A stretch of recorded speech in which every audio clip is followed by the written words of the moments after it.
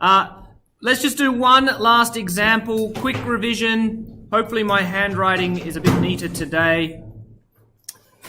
We've got your Q equals MC delta T, and if you can expand out delta T to be T final minus T initial. Now, so please recall that inside your delta T, you are using the addition and subtraction rule where you express your answer to the limiting decimal places.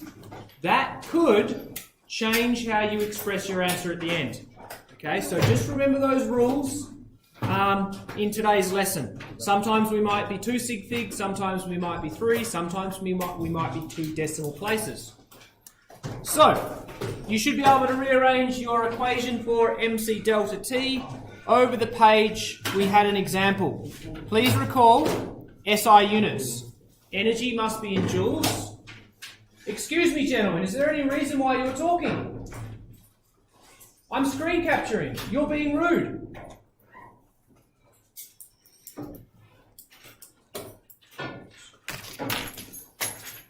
Energy must be in joules, mass must be in kilograms, and your delta T, it can be in either Kelvin or degrees Celsius. One thing I need you to be aware of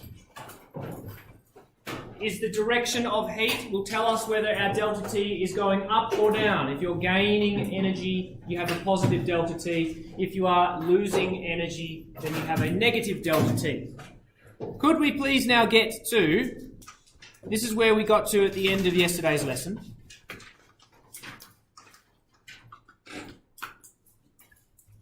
Okay.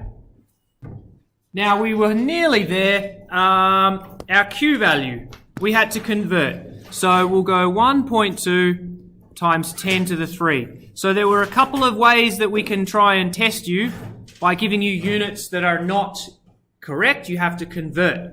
Okay. Determine the final temperature. All right. So let's just find delta T first and see where that leads us. So delta T is Q over MC. We get 1200. Now, I better be careful here. How about we stick with the correct significant figures? 1.20, 10 to the 3. Our mass was 0.125, and our specific heat of aluminium from our table should be 900 or 890. 900, there it is. Okay. Now, could somebody please calculate that for me, because I don't have the answers on me. But just recall,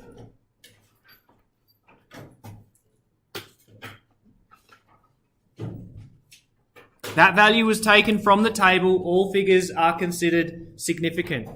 Now, could you give me to 3 sig fig what the value is? Somebody, hand off. Oh, I'm doing it. 30.7.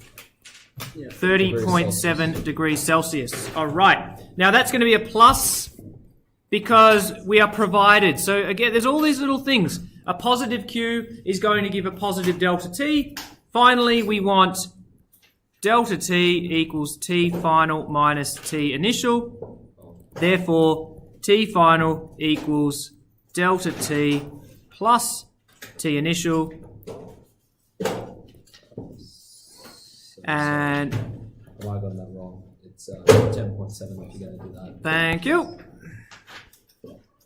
Sorry, I just went straight. I understand what you did there. Now, this last step is going to be adding two numbers, so we express to decimal. So it just happens to be 30.7 degrees Celsius. Okay? So, you know, there's lots of little things. The positive Q values, using the significant figure rule for multiplying and dividing, then using the addition and subtraction rule, expressing to the decimal place limited. Okay? Before we jump into something else, I just want to show you an example just off to the side here. I'm going to delete it, so I just want you to look with your eyeballs. If we had delta T was 90.7, right, positive, and T initial was still 20.0, then your T final would be 90.7 plus 20.0. Oh gosh, what just happened? 20.0. That would become 110.7. Now look, the addition rule we're using the addition rule, but we've now suddenly gone from a 3 sig fig and a 3 sig fig to a 4 sig fig. But we haven't increased our precision. We were looking at 2 measurements and the precision was to the decimal place. We're still 1 decimal place, we're still 1 decimal place. So we've gone to a 4 sig fig value. And that is how you would express it. And in fact, I would, if this occurred in a test or an exam, I would write 1 decimal place. Let's go the other way. If delta t was minus 10.7 and t initial was 20.0, then our t final minus 10.7 plus 20, which what would that give us? I'm bad at maths. 9.3 degrees Celsius. So again, all of these numbers, 20.0, 9.3, 10.7, they all have the same amount of precision, but using this rule, we've suddenly gone down to 2 sig fig. Okay? And again, this can sometimes catch students out if there is an equation that involves addition and subtraction. And it occurs obviously in your delta t, you've got addition, subtraction. Okay? It won't happen often, and sometimes it gets ignored by teachers. Sometimes the marking key will just write the answer to 3 sig fig, and then one of the smart kids might go, actually, the addition rule, that should now be 1 decimal place, so the answer should be 2 sig fig. Okay, so it doesn't occur often, but that is how you would express it correctly. Just before I get you to spend the rest of the lesson doing some work, we're going to have a quick look at our first lab. Slam Duncan, would you mind taking one passing along?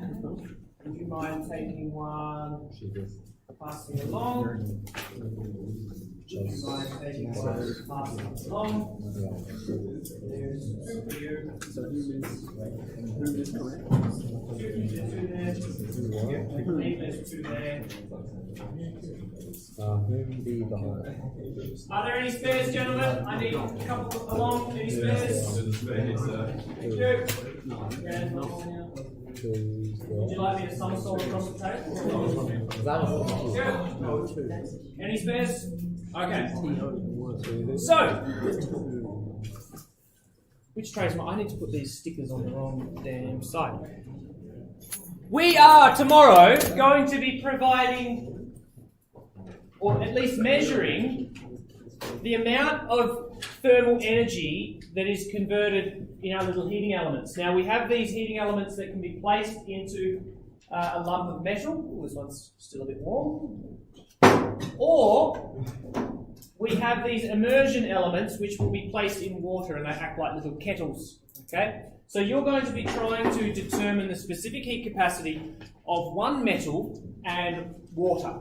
Okay? Now, these lumps are around about 1 kilogram of aluminium, and they are around about 1 kilogram of copper, but they may be slightly off. So maybe you might want to measure them. We'll put some scales out for you. There's an equation for electrical energy. Power is voltage times current. So if you measure the current flowing through the element and the voltage across, you know the power. If you multiply that by time in seconds, then we can get electrical energy. So we're assuming that all of the electrical energy is converted into heat, and all of that heat is supplied to our mass of metal. There is a lot of assumptions in this experiment, which makes it not very valid conclusions. But over the page.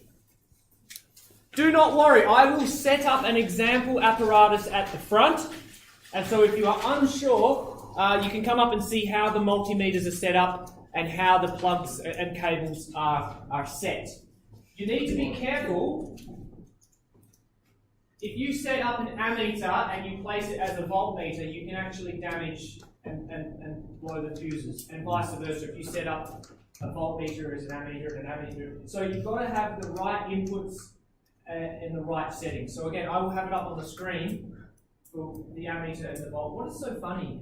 You seem to be laughing at me for the past 10 minutes. I wasn't laughing at you. You go? No? I enjoy a good laugh. Unless it's me. It's not. Cool. So, I will have an experiment set up. you need to record for 10 minutes. We're asking you to, oh, hang on, 5 minutes. Okay, time of 5 minutes. I thought it was going to go for a bit longer.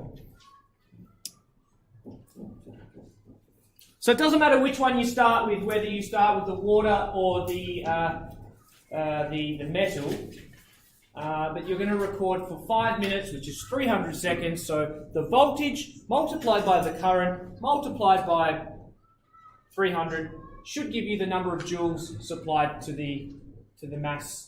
And you measure the delta T. The only unknown variable in that is your specific heat capacity. Okay?